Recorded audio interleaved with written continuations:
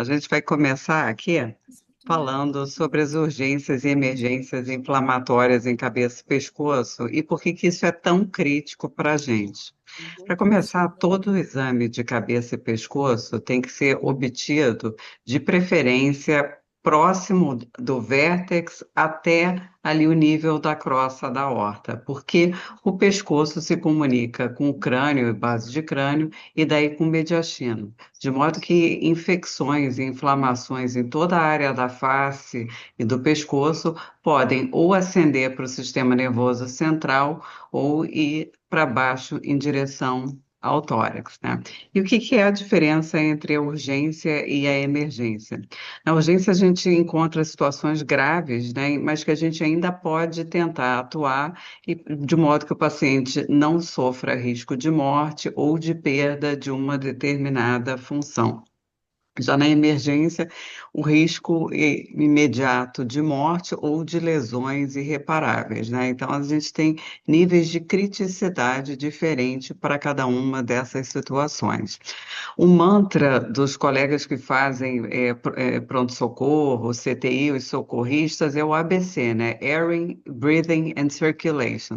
Para a gente muda um pouco também, a gente também, a primeira coisa que tem que acessar é a perviedade da via aérea, depois ver as estruturas vasculares e as estruturas nervosas, lembrando que a gente vai tentar preservar ao máximo as estruturas nervosas também, uma vez que na cabeça e pescoço a gente tem sentidos nobres, como a visão, a audição, a olfação, a geusia e também a mímica e a motricidade. Então, a gente vai falar um pouquinho desses segmentos todos, né? Cavidades paranasais, órbitas, ossos temporais, glândulas salivares, dentes e pescoço, e aquilo que a gente não pode deixar de detectar nos nossos exames de imagem, porque são os achados críticos e de maior gravidade, né? Então, começando pelas cavidades paranasais, um conceito que é básico, a gente encontra a secreção, o nível líquido, cavidades paranasais com muita frequência, isso daí não quer dizer que isso seja uma sinusopatia aguda. O diagnóstico da sinusopatia aguda é estritamente clínico e é um quadro que geralmente é acompanhado de infecção de vias aéreas superiores ou sucede a infecção de vias aéreas superiores e pode se arrastar por até 6 semanas. Não é infrequente a gente pegar exame de crianças que tiveram uma queda qualquer e aí choraram, e aí vão acumular lágrima no interior das cavidades paranasais. Então, não chamar isso de sinusite aguda. As sinusites agudas, elas não precisam de exames de imagem, tá? As imagens geralmente estão restritas às complicações que eventualmente podem decorrer de um processo inflamatório ou infeccioso agudo. E quais são essas alterações? A celulite pré e após-septal, a presença de abscessos, eventualmente trombose venosa, inclusive dos seios cavernosos, e a sinusite fúngica invasiva, que se mostra num contexto mais específico. Então, vamos para as complicações. Esse aqui é um caso real, paciente de uma criança com febre e celulite orbitária, descrita no pedido médico. E essas são as imagens que a gente encontra. A gente vê um preenchimento do labirinto etimoidal por um material heterogêneo, nível líquido aqui no seio maxilar esquerdo. E aí, quando a gente começa a ver, detecta outras alterações, né? Aumento aqui das partes moles na região galeal, se estendendo aqui para o plano da pálpebra superior, dá para identificar isso também nos outros planos, e as setas amarelas aqui apontam para coleções que a gente vê. Primeiro, essa coleçãozinha aqui, junto da lâmina papirácea direita, né, aqui na região da gordura extraconal, e vê também uma outra coleção associada à parte orbitária do osso frontal. E olhem como essa coleção tem aspecto aqui lobulado, né, se estende para a pálpebra superior, determina um deslocamento inferior do globo ocular, chamado de hipoglosso. Mas aí, se a gente olha com mais cuidado, a gente já começa a ver outras alterações mais graves aqui. As setas laranjas apontam para uma coleção subdural e aqui a seta vermelha aponta para uma área de realce meníngeo, ou seja, essa criança está evoluindo com uma meningite. Esse é um outro caso também de um paciente do sexo masculino, 15 anos, que já tinha o diagnóstico de sinusopatia inflamatória e ele evolui com uma piora. Foi fazer a ressonância magnética e a gente, obviamente, detecta com facilidade esse abscesso aqui no lobo frontal esquerdo, com apresentação típica, né, da área central que não realça pelo meio de contraste, a parede dele espessada, meio irregular, circundada por edema aqui do lobo frontal, mas é que tem outras alterações também. Existe um aumento da espessura e um hiperrealce da gordura pré-antral, e a gente detecta também esse outro achado que é muito, muito, muito importante e que vai ser também eventualmente apreciado num outro tipo de sinusopatia, é essa ausência do realce das superfícies mucosas. Vejam como a superfície mucosa aqui dos cornetos médio e inferior direitos realça pelo meio de contraste, e aqui do lado esquerdo a gente não vê esse realce. Isso quer dizer que o tecido está desvitalizado, morto, porque toda a mucosa deve realçar de maneira normal pelo meio de contraste. E esse aspecto a gente vai também observar na sinusite fúngica invasiva. A sinusite fúngica invasiva, ela acomete predominantemente pacientes imunocomprometidos, mas não necessariamente eles vão estar imunossuprimidos. Podem ser pacientes diabéticos ou pacientes que estejam usando imunomoduladores ou imunossupressores, pacientes com HIV positivo. E o que a gente vê é um aspecto semelhante àquele que eu mostrei para vocês, que a mucosa, ela vai estar hipoatenuante e ela vai realçar pouco pelo meio de contraste, né? Pode existir opacificação das cavidades paranasais, mas esse é um aspecto comum às diversas outras sinusopatias, e vocês vão ter que prestar atenção na destruição óssea, que pode ser sutil ou não. Geralmente começa ou envolve septo nasal, os cornetos inferiores e as paredes das fossas nasais. Também é frequente o aparecimento de uma infiltração da gordura fora das cavidades paranasais, seja gordura pré-antral, retroantral, fossa ptérigo-palatina, espaço mastigatório, etc. Aqui mostrando para vocês o caso de um paciente que é um exame feito com contraste venoso, que é a situação ideal nesses casos, né? E a gente vê um preenchimento do labirinto etimoidal e dos seios maxilares. Esse preenchimento é maior do lado direito. A gente pode ver que existe uma certa destruição dos septos etimoidais. A lâmina papirácea está destruída. Esse processo está se estendendo aqui para a órbita. E já esse outro caso, a gente percebe que existe uma erosão do septo nasal e dos cornetos inferiores. A mucosa tem um aspecto fragmentado. Olha aqui como está o assoalho das fossas nasais, né? Existem todas essas irregularidades. Esse mesmo paciente fez uma ressonância magnética e a gente percebe aqui um realce anômalo, né, menor do que dos outros cornetos. Esse aqui está hiporrealçado pelo meio de contraste. Aqui Aqui a gente percebe ainda também que que existe um aumento aumento do do realce, realce da musculatura. musculatura. Então, alguém está com o microfone aberto, só um minutinho. Aumento do realce da musculatura esponjonal direita. E aqui para vocês identificarem onde foi a causa de todo esse problema desse outro paciente, né? Um foco dentário, uma fístula oroantral. Então, um processo infeccioso que começou no seio maxilar esquerdo se estendeu para as outras cavidades, veio acometer a órbita do outro lado. A gente vê, inclusive, aqui também uma outra coleção de partes moles adjacentes. Então, é com essa doença pode ser agressiva, ela tem uma morbimortalidade muito elevada. Então, passando para as órbitas, né? A celulite orbitária, ela é mais frequente em pacientes jovens e pode ser secundária à sinusopatia, mas às vezes pode ser secundária a outra causa, como, por exemplo, um comedão infectado, né? Aquela famosa espinha, ou mesmo dentária. Ela é dividida em dois tipos, a pré-septal e após septal. O que que é o septum, né? É esse prolongamento fibroso que a gente tem aqui, bastante resistente ao longo do rebordo orbitário, e ele acompanha toda a circunferência da órbita, e nos processos inflamatórios pré-septais, ou seja, aqueles que se situam à frente do septum, a gente vai ter um aumento das partes moles, um acometimento pela alteração inflamatória infecciosa. E aí, nesse caso, a gente consegue identificar aqui esse espessamento acometendo a região das pálpebras, né? Olha a diferença para o lado esquerdo normal.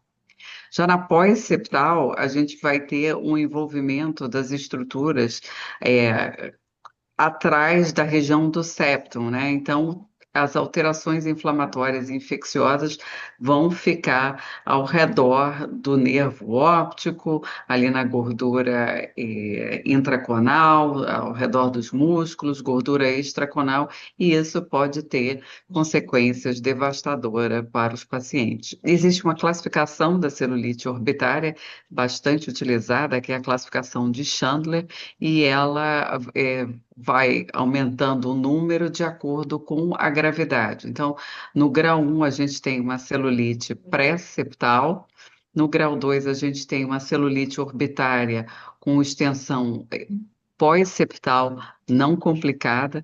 No grau 3, a gente tem um abscesso subperiosteal, como aquele caso do primeiro menino que eu mostrei para vocês, que tinha um abscesso ali junto da lâmina papirácea. No estadio 4, ou tipo 4, existe um abscesso orbitário franco, e no tipo 5, já trombose de seio cavernoso. A gente vê aqui o caso dessa criança com a celulite pré-septal, um aspecto bastante parecido com aquele caso que eu mostrei quando eu estava explicando a anatomia do septum para vocês. E a gente vê um envolvimento da pálpebra inferior e menos grave da pálpebra superior, ali do lado direito. E aqui é a representação esquemática. Nesse outro caso, a gente já vê uma ruptura da lâmina papirácea com extensão do processo inflamatório infeccioso aqui para a região da gordura extraconal, está deslocando lateralmente o músculo reto medial e já ultrapassa esse limite, invadindo o cone orbitário, né? É a mesma coisa esse outro caso aqui, que a gente tinha uma sinusopatia que já se estendia aqui para a região intraorbitária. Então, caracteriza uma celulite orbitária, né, que é a celulite pós-septal, mas sem maiores complicações. Já essa daqui é uma celulite orbitária do tipo 3, que é bastante restrita, está simplesmente relacionada com esse abscesso subperiosteal junto da lâmina papirácea direita. Aqui a coisa já começa a ficar bastante complicada, né? A gente vê um grande abscesso intraorbitário, determinando um estiramento do nervo óptico, levando a uma proptose ocular, só que chega a um ponto que esse nervo não consegue mais ser estirado e ir para frente. E acontece que ele faz isso, esse aspecto assim de uma tenda. Alguns autores chamam isso do sinal da palheta de violão, né? O globo ocular fica deformado. Isso é uma emergência. Tá? Porque o que que acontece? Com o aumento aqui desse abscesso, né, de todo esse material inflamatório que ocupa espaço dentro da órbita óssea. A órbita óssea, ela é limitada, ela não consegue se expandir. Todo esse material que ocupa espaço vai comprimir e estirar aqui o nervo óptico, levando à isquemia do nervo óptico, né? Então, esse caso é uma síndrome orbitária aguda, que é uma síndrome compartimental, que pode se acompanhar de neurite isquêmica. Os pacientes, se não tiverem drenagem cirúrgica, eles podem perder a visão. Aqui é um outro caso, outro paciente, esse é um senhor que fez uma cirurgia de artrodese da coluna lombar e evoluiu com a maurose. Na cirurgia de artrodese de coluna lombar, o paciente é colocado em decúbito ventral. Então, se o anestesiologista não fechar adequadamente a pálpebra, colocar ali uma gaze, um soro e tomar cuidado, aquele olho pode ficar entreaberto e roçando no lençol da maca. E foi o que aconteceu com esse paciente, né? Então, ele evoluiu aqui com essa celulite de face, esse aumento de partes moles. A gente vê uma coleção aqui à frente do globo ocular e reparem a diferença, a sutileza, é, do acometimento da gordura de um lado e de outro, né? Então, a gente vê aqui do lado direito a gordura intraconal preservada e do lado esquerdo, a gordura intraconal, um aspecto mais hiperattenuante. Por isso eu quero também lembrar vocês de não fecharem demais a janela, vão pensar muito a gordura, vão deixar de ver a gordura, e a gordura é nossa aliada em todos os exames de cabeça e pescoço. E reparem aqui que esse caso tinha outros complicadores, né? Ele tinha também um aumento dos músculos extrínsecos com um realce anômalo pelo meio de contraste. Aqui a bainha do nervo óptico também realçando um pouco pelo meio de contraste. Esse paciente, infelizmente, perdeu a visão desse lado por essa complicação decorrente de um decúbito ventral prolongado sem a oclusão adequada ali do olho. Último, né, mais grave ainda, a trombose de seio cavernoso. E isso a gente vai ver com ausência de realce do seio cavernoso. Você tem carótidas intracranianas realçando pelo meio do contraste e toda essa ausência de contraste, de realce do contraste ao redor delas, né, mostrando aqui o acometimento. E outras complicações que podem existir, né, da celulite orbitária, a meningite, abscesso subdural, e nesse caso aqui a gente vê a trombose de veia oftálmica superior. A veia oftálmica, as veias estão super esvaziadas, com realce pelo meio de contraste, e o interior não apresenta realce. Estou só pedindo para fechar o áudio, por favor. Agora vamos passar para as orelhas, né? Começando de fora para dentro, né? Com otite externa necrotizante, que é uma infecção invasiva grave do conduto auditivo externo. Antigamente ela era chamada de otite externa maligna, maligna pelo seu comportamento altamente agressivo. E os pacientes geralmente são idosos, diabéticos ou imunocomprometidos, se apresentam com otalgia e otorreia importante, mas nem sempre. Às vezes, tanto a otorreia quanto a otalgia são pequenas, mas os pacientes podem evoluir muito mal. Existe uma alta taxa de morbimortalidade. Tanto a tomografia quanto a ressonância magnética são fundamentais para poder avaliar esses pacientes. A tomografia, ela vai avaliar erosões ósseas Mexemos. sutis Tu e já a mexeu no ressonância paciente? magnética vai Não? avaliar os tecidos moles e as complicações intracranianas. Quais são essas complicações que a gente pode Aham. ter? Abscessos cerebrais, subdurais, a meningite, a osteomielite base de crânio, trombose e tromboflebite de seios venosos. E entram como diagnóstico diferencial uma entidade que é comum no grupo etário, que é o carcinoma espinocelular do conduto auditivo externo, e mais raramente outros diagnósticos diferenciais como osteoradionecrose e o colesteatoma. Então, essa imagem axial aqui de tomografia computadorizada com janela de moles, a gente consegue definir um tecido mal delimitado aqui ao redor do Você condutor de tensão corta rapidinho? auricular. Vou só pedir para vocês deixarem o áudio, por favor. Aqui no plano coronal também a gente vê bastante irregularidade. Existe extensão desse tecido aqui para os planos profundos, já sem plano de clivagem definido, com o espaço carotídeo aqui esquerdo, né? Também sem plano de clivagem definido com o espaço pré-vertebral. Aqui, posteriormente, a gente vê disseminação também para as partes moles perivertebrais.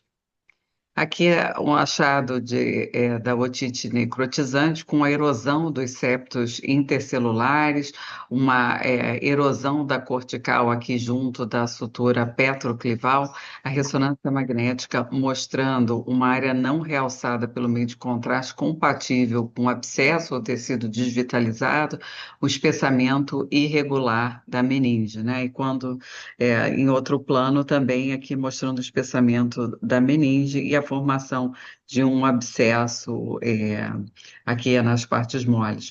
Pode haver, inclusive, acometimento da articulação temporomandibular.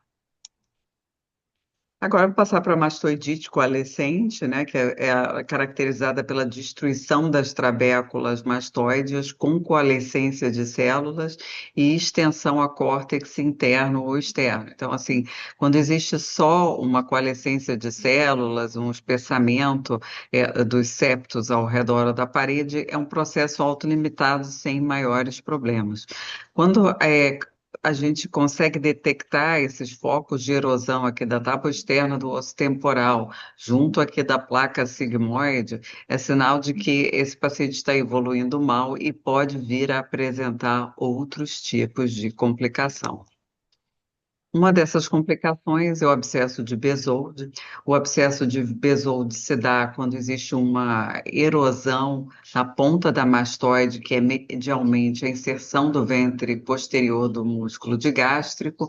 Muitas vezes não é palpável, então o radiologista tem um valor insuperável nessa hora para detectar esse tipo de alteração e é mais raro em crianças. Tanto pode ser uma coisa pequena e sutil, como nessa imagem axial aqui, ou um achado bastante grosseiro, como esse outro, e a gente consegue identificar aqui o foco de solução de continuidade e a extensão desse processo inflamatório infeccioso inferiormente ao longo aqui do esternocleidomastoide, né, levando a uma extensa coleção purulenta. Agora, para as complicações intracranianas, né?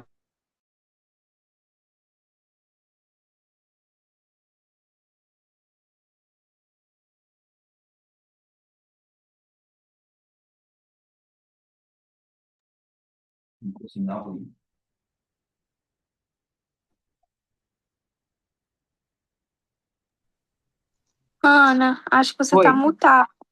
Ah, desculpa, deixa eu voltar. Onde que parou? Bem do início das complicações intracranianas. Espera aí, então. O abscesso de Bezold foi? Foi. Esse daí Ah, já falou. tá. Aqui mutou sem querer? Isso. Isso. Então tá bom. Então vamos lá. Então, as complicações intracranianas. Quais são os achados clínicos que sugerem que o paciente tenha tido complicação? Dor, edema e eritema retroauricular, né? Então, quando o paciente chega à emergência, seja na pediatria ou emergência adulta com essas queixas clínicas, os colegas já suspeitam que haja complicação, então já vão pedir um exame e a gente já vai fazer esse exame com contraste venoso.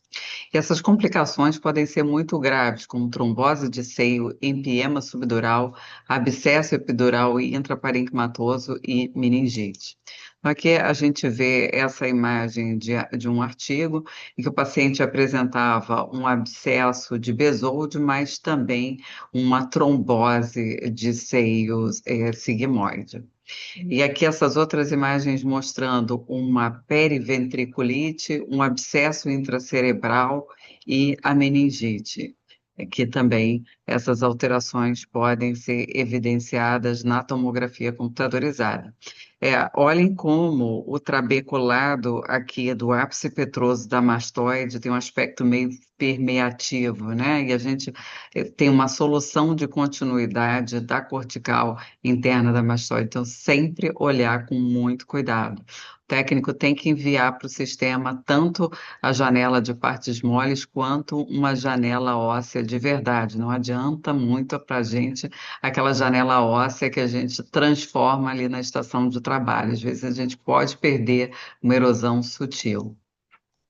A apsite petrosa, ela pode ocorrer em pacientes que apresentem uma variação anatômica, que é a aeração do ápice petroso. A aeração do ápice petroso se dá em cerca de um terço da população, e nesses casos os pacientes podem evoluir com uma osteite, uma meningite adjacente. Então, vejam aqui essa assimetria, né, do lado esquerdo, células do ápice petroso com aspecto preservado, e do lado direito a gente vê uma certa coalescência, erosão de septo, um espessamento sutil das paredes aqui desse seio petroso. A ressonância magnética mostrando um realce intenso da meninge aqui ao redor, não só da meninge, mas também do interior da mastoide, e que se continua até aqui a região do cavo trigeminal, né? E a gente sabe que ali no cavo trigeminal e junto do cavo trigeminal, no seio cavernoso, passam alguns nervos cranianos. Com isso, o processo inflamatório infeccioso dessa região pode levar a um quadro de oftalmoplegia e dor facial. Oftalmoplegia por comprometimento, na maior parte das vezes, do nervo abducente, que é o sexto nervo, às vezes por acometimento do terceiro, que é o oculomotor, ou do troclear, que é o nervo número 4, e a dor facial por comprometimento de um segmento V2, né, do nervo trigêmeo, que passa aí nessa região. Então, isso aqui, quando essa situação se instala, a gente está diante de uma síndrome muito conhecida por vocês, já que isso cai em tudo que é prova do colégio, que é a síndrome de Gradenigo. Algumas vezes, esses pacientes evoluem de forma subclínica, mas essas apsites petrosas podem evoluir muito mal. Aqui mostrando mais um caso, né? Um abscesso. Aqui no CIS 3D, mostrando um preenchimento das células mastoides por um material heterogêneo. Aí o paciente fez a difusão e a gente lê o mapa de ADC, a difusão, que não é a difusão melhor, mais adequada para a gente estudar a mastoide, né? Essa difusão aqui é uma difusão EPI, que é uma difusão comum do crânio, mas deu para a gente ver essa areazinha de restrição à difusão. E aí o paciente fez o gadolínio e o coronal, a gente consegue identificar um realce na periferia dessa coleção, né? Lembrando que a região que está abscedida, que tem o pus dentro, não vai realçar, e a gente identificava também um espessamento irregular da meninge, já compatível com meningite. A mastoidite pode evoluir para osteomielite de base de crânio.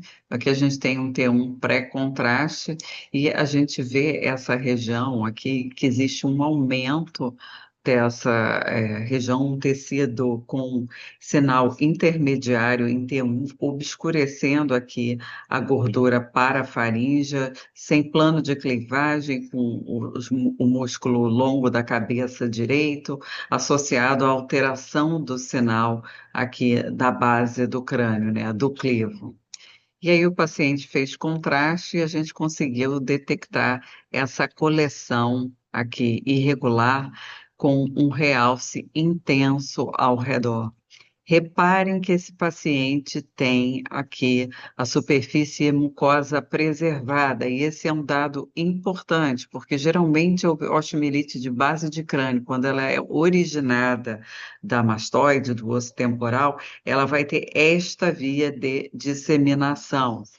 E esse aspecto de realce, irregular, acometimento dessa região pode eventualmente ser confundido com um SEC, um carcinoma espinocelular ali da nasofaringe, o que leva a gente a achar que isso está mais para uma osteomielite de base de crânio do que para o SEC da nasofaringe é o fato da mucosa estar intacta.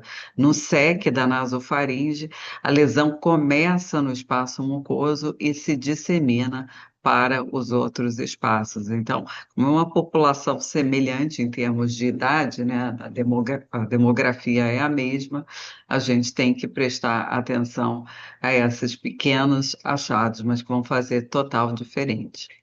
Mudando um pouquinho aqui, passando para as glândulas salivares, né?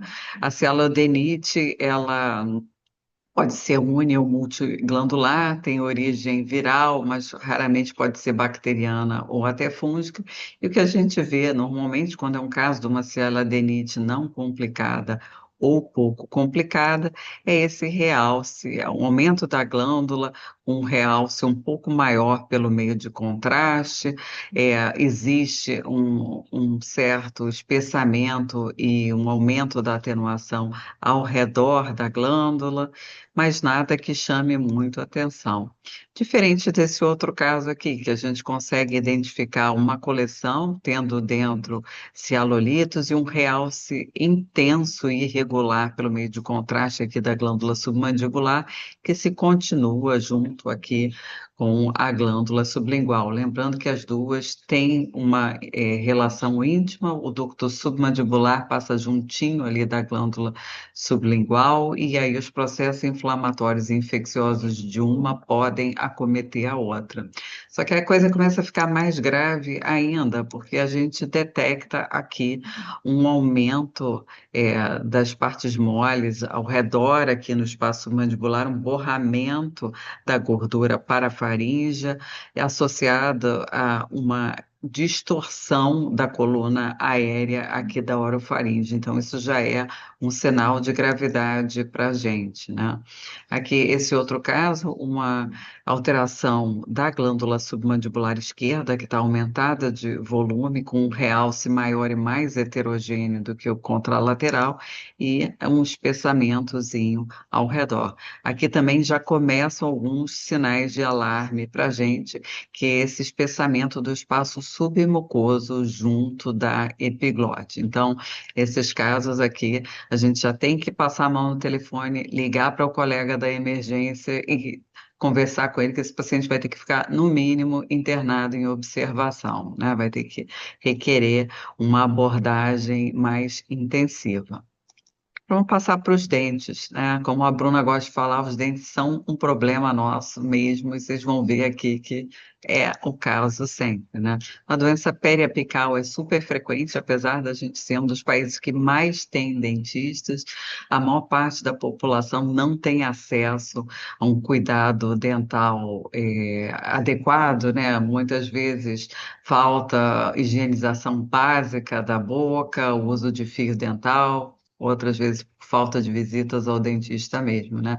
Então, é comum a gente se deparar com uma sinusopatia, e essa sinusopatia ter origem dentária. Mais da metade das sinusopatias inflamatórias crônicas está relacionada à doença dentária.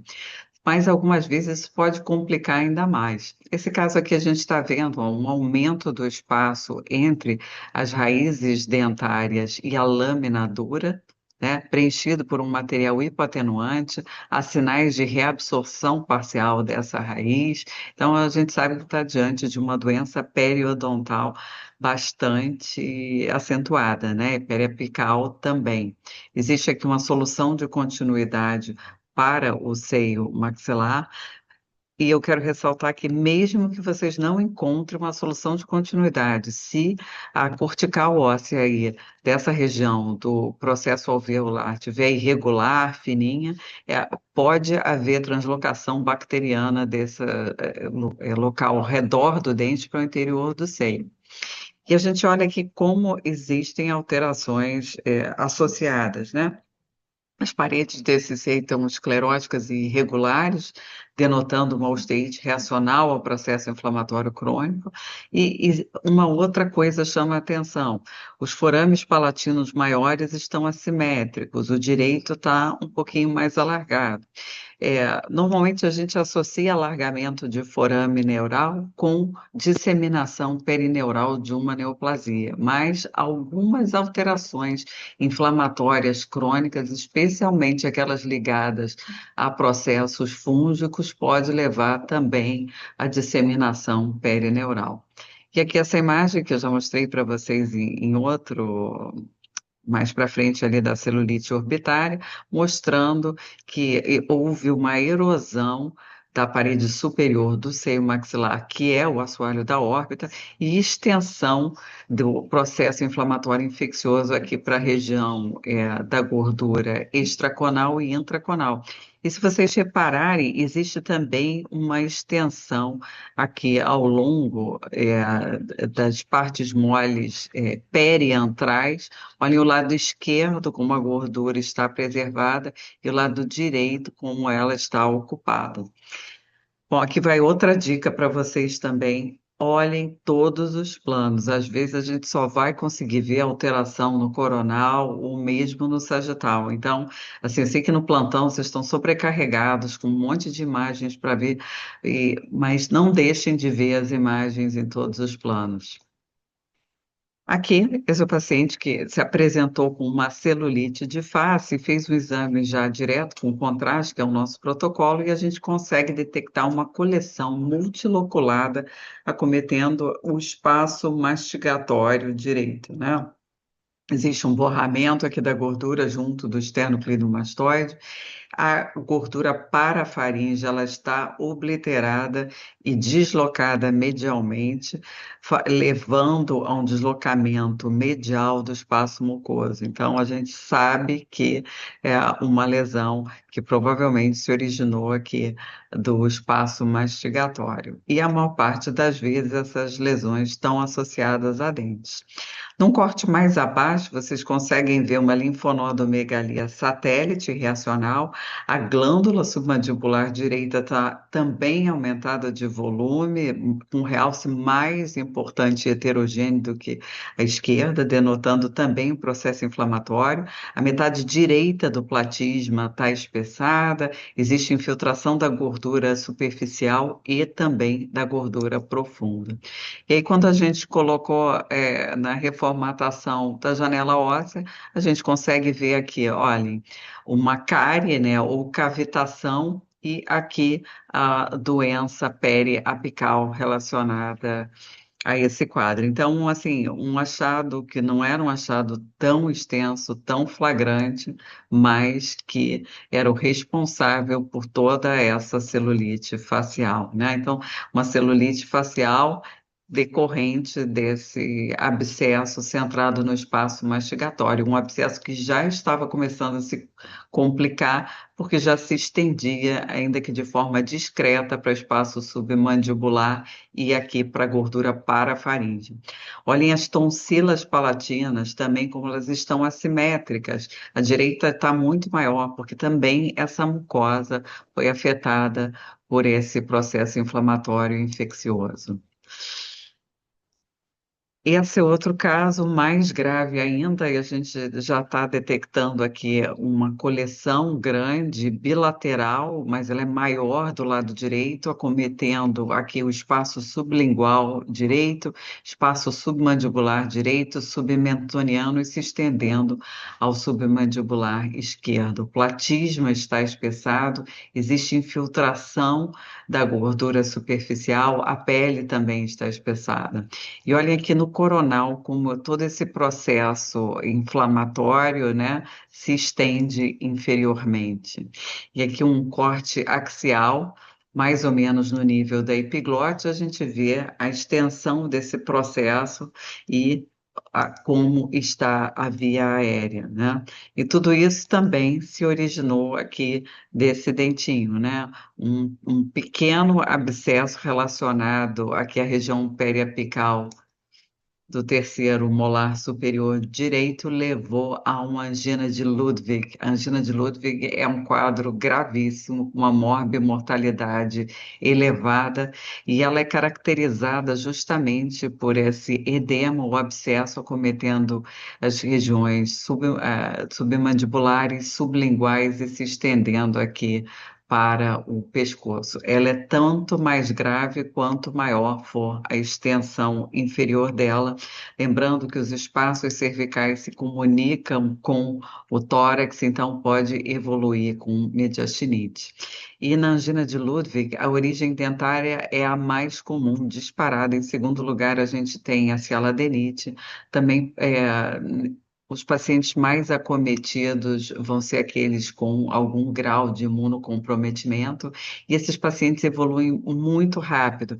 Então, se vocês virem uma alteração com um espessamento do platisma, com infiltração e reticulação da gordura profunda, vocês já coloquem no laudo que existe possibilidade para evolução para angina de Ludwig, e tem também que ligar para o colega da emergência, né? Algumas vezes os pacientes precisam ser submetidos à traqueostomia para conseguirem sobreviver, além de uma antibiótico terapia agressiva para multigênio e a drenagem de coleções. Passando aqui, né, para o pescoço, a gente tem aqui o quadro de infecções que a gente pode se deparar. O paciente se apresenta com sintomas não específicos, como de uma infecção de vias aéreas superiores simples, e nesses casos os pacientes não precisam fazer exame de imagem, mas podem existir quadros mais graves levando a faringite, laringite, epiglotite, né? Então, quando ocorrerem sintomas respiratórios altos que vão piorando com dor, edema, febre, disfagia, odinofagia, incapacidade do paciente manejar as secreções da boca, não consegue deglutir, ele meio que se afoga nessas secreções. Os pacientes às vezes já se apresentam, inclusive, com voz abafada, com estridor. Isso daí é sinal de extrema gravidade, né? Então, a primeira coisa que tem que fazer é avaliar a via aérea desses pacientes. As tonsilites agudas, geralmente, elas não põem em maior risco, né? Mas a gente tem que se certificar de que não existam alterações mais importantes. No meu caso dessa paciente que tinha um abscesso tonsilar e peritonsilar, olhem o foquinho gasoso aqui relacionado a esse abscesso, existia uma extensão para a gordura parafaríngea, a gente consegue apreciar no plano sagital e no plano coronal também, mas a via aérea estava ainda adequada. Já essa outra paciente, né, um pouquinho mais velha, a gente vê que tem um abscesso importante loculado aqui na tonsila palatina direita. A gente detecta também essa efusão aqui do espaço retrofaríngeo e um aumento é, da gordura, né, uma infiltração edematosa nos planos, inclusive submucosos aqui do laringe, já levando a um efeito compressivo maior sobre a via aérea, né? Também nesse caso a gente detecta que o oleoplatisma espessado do lado direito, infiltração aqui da gordura, infiltração junto da glândula submandibular. Então, esse é um caso de uma via aérea com risco potencial. Quando a situação é mais grave, que nem esse caso, a gente consegue identificar um aumento difuso do espaço mucoso da faringe, com infiltração da gordura parafaríngea. Isso aqui em diversos planos, a gente consegue ver, olhem as pregas areepiglóticas desse paciente, como elas estão enormes e edemaciadas, né? Existe um edema muito grande e chama a atenção aqui, ó, no plano sagital, a epiglote, com o formato do dedão, é o sinal do dedão para cima, o paciente com possível evolução ruim. Então, o melhor plano para vocês avaliarem a epiglote é o plano sagital. Às vezes a gente consegue ver essa alteração até no escaute lateral do pescoço, que na época que eu era residente, é assim que a gente fazia exame de criança, né? Fazer um raio-x de perfil e a gente tentava identificar alterações da epiglote. Então, isso aqui é muito importante, conta do risco de morte iminente que esses pacientes têm. Vamos passar aqui para um achado que é muito raro, é a síndrome de Lemierre. O paciente se apresenta com um quadro de infecção de vias aéreas superiores ou uma faringite que evolui razoavelmente, sem maiores problemas. Cerca de uma semana depois, o paciente começa a ter de novo febre, um mal-estar geral, sinais de toxemia. E o que acontece nesses casos é que esses pacientes eles evoluem com uma trombose venosa pós-faringítica, e aqui a gente está vendo trombose da veia jugular interna e também da veia facial. Olhem o edema que tem aqui no espaço carotídeo, edema da região submucosa aqui no plano do laringe e da faringe, e o paciente fez uma tomografia computadorizada de tórax também, e a gente detecta essas consolidações, esses abscessos bilaterais compatíveis com êmbolos pulmonares sépticos. Falar de uma afecção que acomete principalmente crianças abaixo de 6 anos, que é a linfadenite aguda, a linfadenite supurada, pode perfazer metade ou mais dos atendimentos e internações nas UTIs pediátricas, né? E os pacientes geralmente são pequenos, não referem muita coisa, tem muito mal-estar, pode ter um torcicolo, posição antálgica, mas eles evoluem com muita febre, prostração, queda do estado geral, e quando o pediatra palpa, vai ver linfonodos aumentados, né, flutuantes, aqueles linfonodos que estão aumentados, mas que a gente consegue fazer com que eles mudem a forma com a pressão e mobilize também, né? Diferente de o que a gente chama de linfonodos congelados na oncologia. Então, os exames têm que ser sempre feitos com contraste, a gente pode detectar abscesso retroparafaríngeo. Aqui eu quero mostrar para vocês um caso muito grave, uma bebezinha que, com 4 meses, que deu entrada no pronto-socorro e esse exame foi lido como uma parotidite, né? E o que não foi visto é que essa criança começava a ter aqui um quadro de uma miosite, não se observava a contrastação adequada no interior do seio sigmoide e da veia jugular. E quando essa paciente fez exame, poucos dias depois, vocês reparem, ó, que ela estava aqui com um catéter de O2 e ela agora está com um tubo endotraqueal. E a gente identifica essa massa, né, essa lesão aqui coalescente, com áreas não realçadas pelo meio de contraste, um realce mais irregular na periferia, existe um borramento de todas as estruturas, essa lesão se estende aqui para a parótida também, mas para toda a musculatura peri e paravertebral, e a gente não consegue identificar contrastação no interior da veia jugular interna direita. Mais grave ainda, a gente detecta aqui que a artéria carótida interna dela está maciçamente aumentada de volume e existe aqui uma luz irregular e aumentada, isso aqui é um aneurisma micótico, né? Então, complicações gravíssimas que começaram com uma linfadenite supurada. Então, é muito importante vocês fazerem o diagnóstico diferencial das linfadenites supuradas com as parotidites, que também são relativamente frequentes em crianças pequenas, tá? Então, faz toda a diferença esse diagnóstico. Então, é o que aconteceu com essa criança, ela teve esse abscesso, evoluiu com miosite, trombose venosa, um aneurisma micótico, teve lesão cerebral e, infelizmente, ela veio a óbito. Então, resumindo, né? Quando a gente está diante da órbita, um achado crítico para a gente é a celulite pós-septal, principalmente os tipos 4 ou 5, que estão ligados à síndrome compartimental.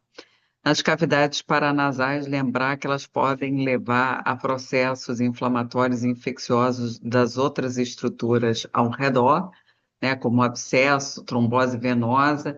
A gente tem que lembrar da sinusite fúngica invasiva nos pacientes imunocomprometidos, e aí nesses pacientes o ideal é que se faça exame já direto com utilização de meio de contraste. Vocês lembrem de avaliar o plano coronal, que é um plano muito bom para a gente detectar a lesão de assoalho, da fossa nasal, da erosão de septo, erosão de cornetos inferiores. As doenças dos ossos temporais, inflamatórias agudas, podem ter complicações também devastadoras, com trombose de seios venosos, osteomielite de base de crânio, empiemas, meningite, abscessos intraparenquimatosos e intraventriculares. E lembrando que outras doenças, como infecções de vias aéreas, dentes, glândulas salivares e o pescoço, elas podem complicar com a angina de Ludwig, que é também potencialmente fatal. E essa síndrome de Lenier, que é rara, geralmente ela se dá no estado pós-infeccioso. Então, lesões das cavidades paranasais podem se estender aqui para a órbita, e lesões tanto de cavidades paranasais, quanto das órbitas, quanto das orelhas, podem atingir o sistema nervoso central. As lesões do pescoço, elas podem se disseminar superiormente para o sistema nervoso central e inferiormente para a caixa torácica, levando a mediastinite e outros quadros graves. Além disso, olhem sempre para os dentes, né? Porque a doença dentária, ela pode ir para o pescoço, e aí ela pode ir dessa via se disseminar até o tórax, por uma angina de Ludwig, e mesmo atingir o sistema nervoso central, como a gente viu. Então, resumindo, todas essas regiões, elas podem ter alterações graves de complicações relacionadas às próprias estruturas, com eventual perda da função dessas estruturas ou a risco de morte imediata. Então, a tomografia computadorizada, a gente deve fazer sempre a aquisição da cabeça até o mediastino, já direto com contraste venoso, sempre que possível, evitar reirradiar o paciente, principalmente os pacientes pediátricos, prestar atenção aos espaços cervicais profundos e, em primeiro lugar, a gente tem que ver a via aérea, né? A gente tem que ter na cabeça da gente que quando a via aérea estiver sob risco moderado ou grave, não só colocar aqui no laudo, mas já entrar direto em contato com os colegas, para que os colegas possam manejar esses pacientes da melhor maneira possível. Eu queria convidar agora vocês, quem estiver interessado, a gente tem uma mentoria de emergência, radiologia de cabeça e pescoço, não só com esses achados críticos, mas também com todos os achados sutis, muitos casos de trauma, que às vezes são também bastante complicados da gente interpretar no pronto-socorro.